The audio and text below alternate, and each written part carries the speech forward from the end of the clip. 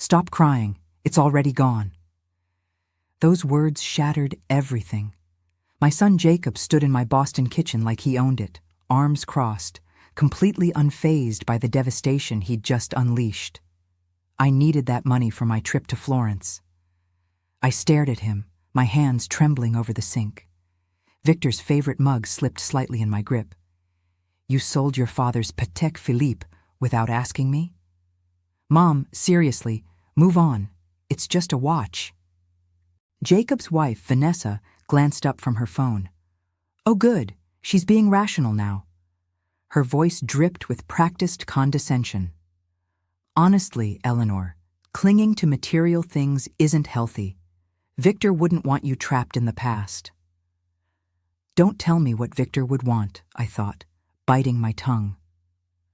Vanessa had been dictating Victor's supposed wishes since the funeral, usually when it involved me surrendering something valuable. "Heritage pawn on Newberry Street," Jacob said, checking his watch. An expensive Tag Heuer that probably cost more than Victor's Patek was worth. They gave me $200, pretty decent for something that old. $100 or $200 for a 1976 Patek Philippe Calatrava that Victor saved 4 months of surgeon's salary to buy when Jacob was born. The watch Victor wore through 41 years of marriage, except his final day when the hospital returned it in a sealed bag with his wedding band. That watch was worth at least $5,000, I stated flatly. Vanessa scoffed. In what universe? It wasn't even functioning correctly. Because I was the one winding it, keeping it alive, keeping Victor alive somehow. But they wouldn't understand. Jacob and Vanessa inhabited a world where everything had a price tag and nothing held memory. "I'm getting it back," I announced. "Good luck with that," Jacob said, heading toward the door. "We fly out tomorrow morning. Vanessa's been planning this Barcelona trip for months." Vanessa followed, pausing with that artificial sympathy she wore when pretending to care. "Eleanor, you should really consider counseling. This fixation on Victor's belongings isn't normal." The door slammed. But here's what Jacob and Vanessa didn't know about their pathetic old mother. I'd spent 38 years as a hospital administrator. I understood the difference between surrendering and strategic warfare. And I was done surrendering. The pawn shop was exactly what I expected. Cramped, dusty, with fluorescent lighting that made everything look sickly. The man behind the counter had sleeves covered in tattoos and the weary expression of someone who'd heard every sob story imaginable. "You're here about the Patek Philippe," he said before I even spoke. "How did you know?" "Your son warned me you'd show up. Said you were having trouble letting go." He shrugged apologetically. "Look, ma'am, I sympathize, but business is business. I paid fair market value." Fair market value. As if there was a standard price for 41 years of marriage for the sound of Victor winding that watch every morning while his espresso brewed. For the weight of it in my hands when the hospital nurse placed it there beside his wedding band. "I'll buy it back. Whatever you need." The man, his name tag read Marcus, looked uncomfortable. "It's already sold. Guy came in this morning, paid cash. No returns in this business." My heart sank. Some stranger was walking around Boston wearing Victor's watch, and I'd never see it again because my son needed spending money for his European vacation. "But here's the thing," Marcus continued, lowering his voice. "We found something unusual when we were cleaning it for sale." He disappeared into a back room and returned with a small manila envelope. There was a hidden compartment in the back. Real professional work. Had to be done by a master jeweler. Found this inside. Inside the envelope was a folded piece of paper, yellowed with age. In Victor's meticulous handwriting, Eleanor's birthday, June 22nd, 1958, the day I knew she'd be mine forever. Below that, a series of numbers and letters that looked like some kind of code. VS66847 LX1206EM. I stared at the paper, hands shaking. Victor had never mentioned any hidden compartment. In 41 years of marriage, he'd kept this secret, hidden in plain sight on his wrist. You recognize those numbers? Marcus asked. I shook my head, but something about them nagged at me. They looked familiar, like a password or vault number. Victor had been obsessive about record-keeping, always writing down important sequences in his precise handwriting.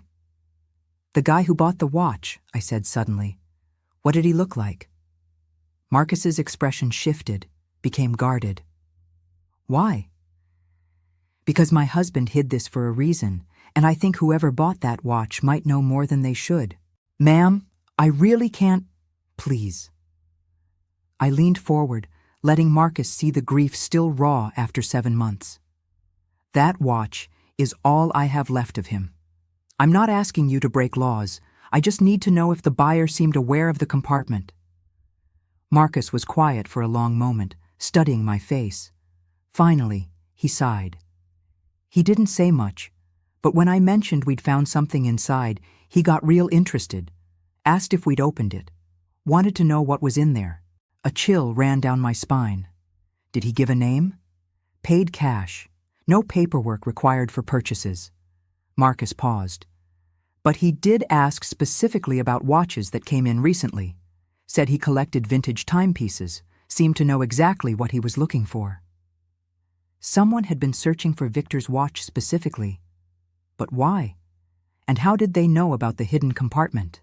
I thanked Marcus and walked to my car, the piece of paper burning in my purse like a secret I wasn't sure I wanted to uncover. Victor had hidden this for 47 years, hidden it from me. What else had my husband been concealing? That night, I sat at Victor's mahogany desk in our bedroom, surrounded by 41 years of financial records. Victor had kept everything: bank statements, tax returns, investment portfolios, all filed away in his precise, methodical manner. The code from the watch stared up at me. VS6847 LX1206EM. I'd been through every account we owned, every investment, every safety deposit box. Nothing matched those numbers. Victor had been financially conservative: savings account, checking account, a modest retirement fund. Nothing fancy, nothing hidden. Or so I'd believed. My phone rang, shattering the silence. Jacob's name flashed on the screen. Mom, Vanessa's upset. She says you caused a scene at the pawn shop. I almost laughed. In what universe was trying to recover my husband's stolen watch causing a scene? I went to buy back your father's watch. Unfortunately, someone else already purchased it. See? Problem solved. Time to move forward. The casualness in his voice made my chest tighten with fury. This was Victor's son, the baby Victor held in his arms at 3 a.m. when he wouldn't stop crying, the kid Victor taught to ride a bike and suture wounds on orange peels. When had Jacob become this cold? Jacob, there was something hidden inside the watch. Your father left me a message. Silence on the other end. Then, what kind of message? I detected something in his tone, a sharpness, an alertness that hadn't been there before. I'm not sure yet, but it looks like account numbers or some kind of code. Mom. Jacob's voice changed, became more focused. What exactly did the message say? Something in his tone made me hesitate. This was the most interested Jacob had sounded in anything related to his father since the funeral. Just some numbers, I said vaguely. Probably nothing important. Maybe I should come over, help you figure it out. Now I did laugh, bitter and sharp. Yesterday you told me to stop living in the past. Today you want to help sort through Victor's things? I'm just trying to be supportive. By stealing his watch? Jacob sighed heavily. Fine, be stubborn, but don't come crying to me when you drive yourself crazy chasing ghosts. After he hung up, I stared at the phone. Jacob's sudden interest was suspicious, but I couldn't figure out why. He'd made it clear he considered Victor's possessions worthless sentiment, unless they weren't just sentiment. I returned to the desk, but this time I approached it differently. Instead of looking for accounts matching the numbers, I started looking for patterns. Victor had been a cardiac surgeon before retirement. He thought in systems, in logical progressions. VS could be Victor Sullivan. No, Victor's last name was Harrington. Victor Sterling? No, wait. Victor's middle name was Sebastian. V.S. Victor Sebastian. 6847. I grabbed my calendar. June 8th, 1947. Victor's birth date. LX, Roman numerals, 60. Victor had turned 60 the year before he died. 1206, December 6th. Not our anniversary, not my birthday. Then I remembered. December 6th was the day Victor's father died. The day Victor inherited everything. M. Eleanor Morrison, my maiden name. The code was a biographical key, but a key to what? I pulled out my laptop and started searching. Swiss bank accounts, offshore investment firms, private wealth management companies. 3 hours later, I found it. Lexington Trust International, based in Luxembourg. Their website was discreet, elegant, catering to ultra-high net worth individuals seeking absolute privacy. The account login page required a client identification and password. With trembling fingers, I typed VS6847 LX1206 EM valid client identification. Please enter password. Something only I would know. Something Victor knew I'd figure out. The note said, Eleanor's birthday, June 22nd, 1958. The day I knew she'd be mine forever. June 22nd wasn't my actual birthday. It was the day we met at a medical charity gala in Back Bay. Victor always said he knew that night he'd marry me someday. I typed 062258. The screen loaded. Access granted. Welcome, Mrs. Harrington. What appeared next made my breath stop completely. Current account balance, $4,147,293.67. Victor had hidden nearly $5 million from me for our entire marriage. I stared at the screen in shock. $4.8 million. Hidden by Victor for our entire 41-year marriage. My first reaction was rage. All those years of careful budgeting, clipping coupons, mending clothes, while millions sat in Luxembourg. But then I examined the transaction history. The first deposit, 1984, $8,000, primary inheritance deposit. Victor had been building this account slowly, methodically. Small deposits at first, then larger. Amounts after 2009, $15,000, $25,000. From property liquidation, Boston Holdings. Victor had been secretly buying and selling real estate. I found a folder. For Eleanor, emergency access only. Inside, a video uploaded 2 months before he died. Victor's exhausted face filled the screen.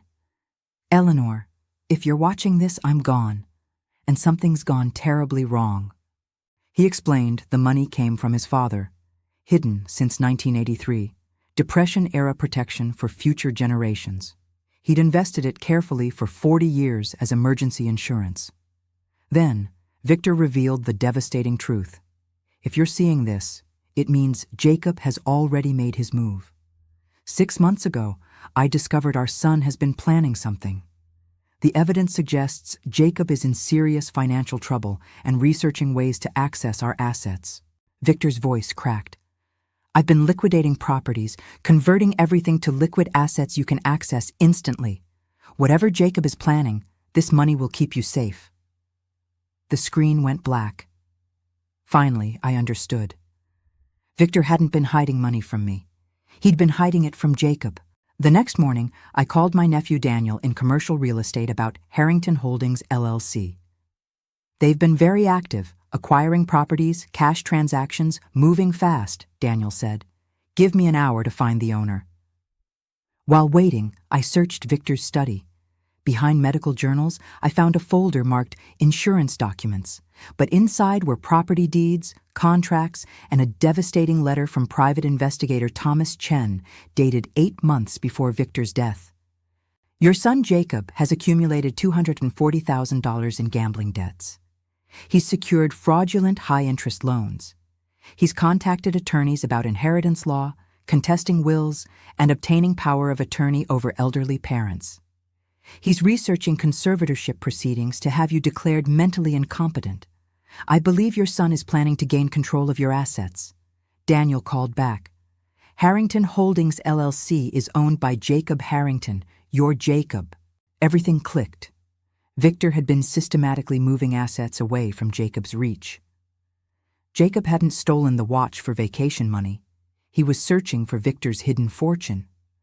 Suddenly, I heard a key in my door. Vanessa, checking on Victor's assets, under the guise of checking on me. Eleanor, are you home? I quickly hid the evidence as they entered. Jacob with luggage, Vanessa dressed for their Barcelona trip. What are you working on? Jacob asked, scanning Victor's desk. I decided to test them. I found something unusual. Your father had an investment account I didn't know about, just a few $1,000s. Their expressions changed instantly, sharp, alert, predatory. We could help you with that, Vanessa offered smoothly. I've already made an appointment with Victor's accounting firm, I replied. They charge $400 an hour. I can afford $400 an hour, Jacob. The tension was palpable. Then Jacob pushed. Mom, about the message in Dad's watch. Maybe I should see those numbers before we leave. What numbers? Vanessa demanded. Mom found some code hidden in the watch, Jacob explained. Vanessa's eyes sharpened with predatory focus. What kind of code? I stood tall, looking down at my daughter-in-law. The kind that's none of your business. Secrets? I confronted them. Like your $240,000 gambling debt or Harrington Holdings LLC? Jacob went pale. Vanessa's mask dropped. I pulled out the investigator's report. Your father documented everything, every lie, every debt, every plan to steal from us. That code leads to millions you'll never touch. Jacob slumped, defeated. Vanessa dragged him out, hissing threats. 2 days later, Jacob's lawyers arrived, demanding I sign over power of attorney for my own good. Sign voluntarily, Catherine warned, or we'll have you declared incompetent. I closed the door and called Thomas Chen, Victor's investigator. I've been expecting your call, he said. Dr. Harrington prepared a complete legal defense 8 months ago. When I present evidence of Jacob's fraud, gambling debts, and elder abuse conspiracy, he'll face criminal charges. I smiled. Let's begin. Thomas Chen's office overlooked Boston Harbor. As he spread documents across his desk, I realized Victor had built an entire legal fortress. Your husband was extraordinarily thorough, Thomas said. Bank records of Jacob's gambling losses, audio recordings of him planning to have you declared incompetent, photographs of secret meetings with estate attorneys. Audio recordings? Dr. Harrington had your home equipped with recording devices last year. Completely legal. He captured everything, every dismissive comment about your mental state, every cruel joke about putting you in a facility. Victor had heard it all. Thomas revealed more. Vanessa conducted a reputation destruction campaign, systematically telling friends and family you were becoming senile, laying groundwork so people would believe you needed a conservator. That explained why my sister stopped calling, why neighbors seemed uncomfortable, why friends treated me like fragile glass. Then Thomas handed me a sealed letter from Victor, dated 10 days before his death. My dearest Eleanor, the money isn't just inheritance, it's justice. Every penny came from investments I made using information Jacob thought he was hiding.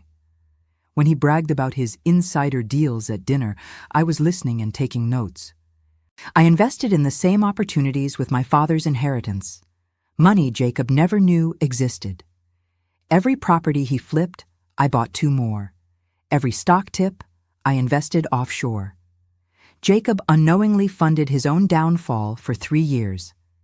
Now you have the power to choose how this ends, forgive him or let him face full consequences. The choice is yours. Forever yours, Victor. Victor had used Jacob's own greed to orchestrate his complete downfall. Are you ready to proceed with the full legal response? Thomas asked. I thought about Jacob as a boy, then at Victor's funeral, hugging me while secretly planning to rob me. Some bridges can never be rebuilt. File everything with the authorities, today. The next morning, FBI SUVs pulled up to Jacob's brownstone. Agents in windbreakers carried out boxes of evidence. My phone rang immediately. "Mom, what did you do?" Jacob's voice was panicked. "I protected myself. What you should have done for your family. This will destroy us. You destroyed yourselves. I documented it." Vanessa screamed through the phone. "You vindictive old bitch." Victor knew everything, Jacob. Every debt, every lie.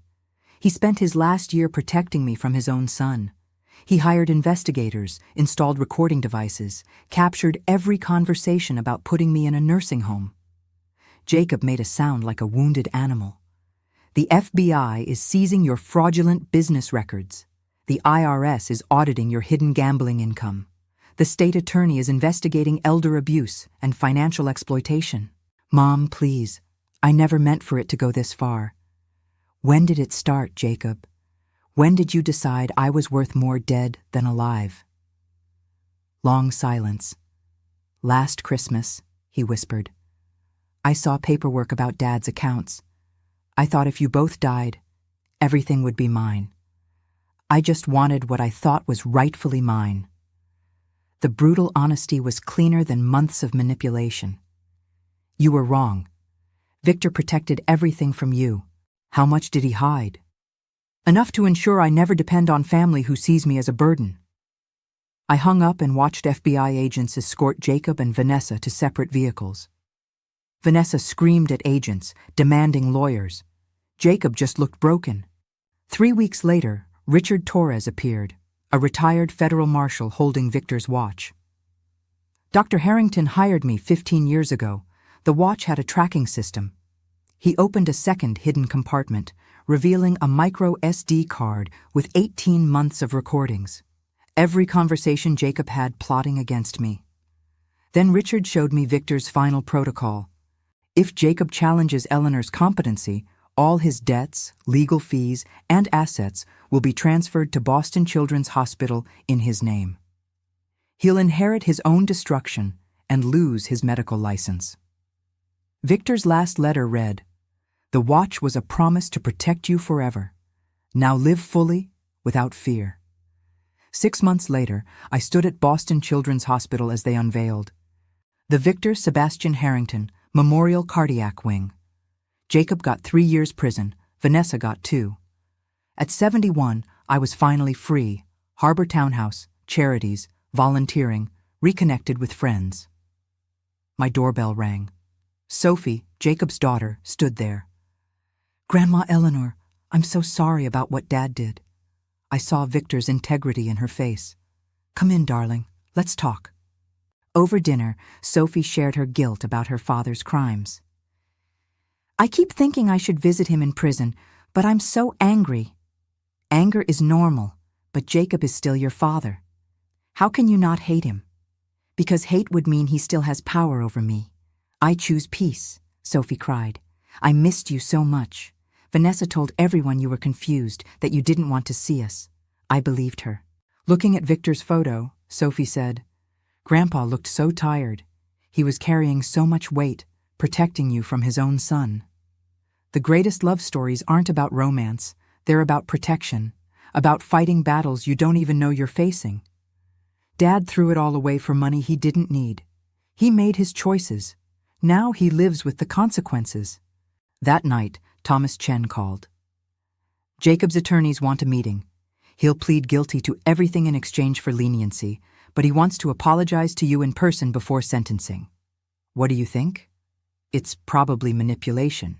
But Dr. Harrington's instructions said if Jacob ever genuinely sought redemption, you should decide if he deserves the chance. Victor had thought of everything. "I'll meet with him. Once." 3 days later, Jacob entered in orange jumpsuit and handcuffs, looking 10 years older. "Thank you for seeing me, Mom. Your father left me a choice. I'm choosing to hear what you have to say. I'm sorry. For everything. Stealing, planning to have you declared incompetent, letting Vanessa poison your relationships, seeing you as an obstacle instead of my mother. When did it really start? 5 years ago. Bad investments, gambling losses. I was ashamed, so I borrowed. The debt grew. Then I heard Dad mention an offshore account. I thought if I could access whatever he was hiding, I could fix everything. So you planned to steal from us? I told myself Dad was being selfish, hoarding money. I convinced myself I deserved it. Jacob met my eyes. I was wrong. About everything. What changed? 3 months in a cell thinking about what kind of man I became. Dad spent 2 years building evidence against his own son instead of confronting me. That means I'd already become beyond redemption in his eyes. My father gave up on me. I thought about Victor's pain. Your father didn't give up on you, Jacob. He gave up on changing you. There's a difference. What's the difference? Jacob asked. Your father loved you, but knew some people can't be saved from themselves, so he protected me from the choice you'd already made. I want to change now. Do you? Or do you just want to avoid consequences? Jacob's voice stripped of pretense. I don't know anymore. I destroyed everything that mattered for money I didn't need. What kind of man does that? A man who forgot what has value. Will you ever forgive me? I realized Victor had given me freedom, to forgive without being vulnerable, to love Jacob while protecting myself. I forgive you, Jacob. But forgiveness doesn't mean forgetting, trusting you again, or interfering with your sentencing. Can I see Dad's watch, just once? I showed him the Patek Philippe on my wrist. Jacob cried. He wore it every day. He said it was special. It was a promise to protect me no matter what, even from his own son. He really loved you. Yes, the kind of love that fights wars in silence so you never know you're in danger. I threw that away. Yes, but you can spend your life becoming worthy of it again. For yourself. 1 year later, I stood on a cruise ship deck off Florence, Italy, the trip Victor and I always dreamed of. Sophie and her husband Michael joined me. Grandma, you're smiling. I touched Victor's watch. I'm thinking about second chances. Sometimes the greatest gifts come wrapped in the worst betrayals. Do you regret how it happened with Dad? I regret Jacob's choices, but I don't regret discovering what Victor built, learning my strength, or this moment right now. Thomas texted. Jacob's parole hearing in 6 months. He's completed all rehab programs. His counselor says he's genuinely changed. Sophie. People can change, but Grandpa was right to protect you, just in case. I watched the Florence sunset. The greatest love stories don't end with death. They transform into protection that outlives the protector. I lifted my wrist, the watch catching golden light. This proves that real love doesn't stop when the heart does. It keeps ticking forward, always protecting.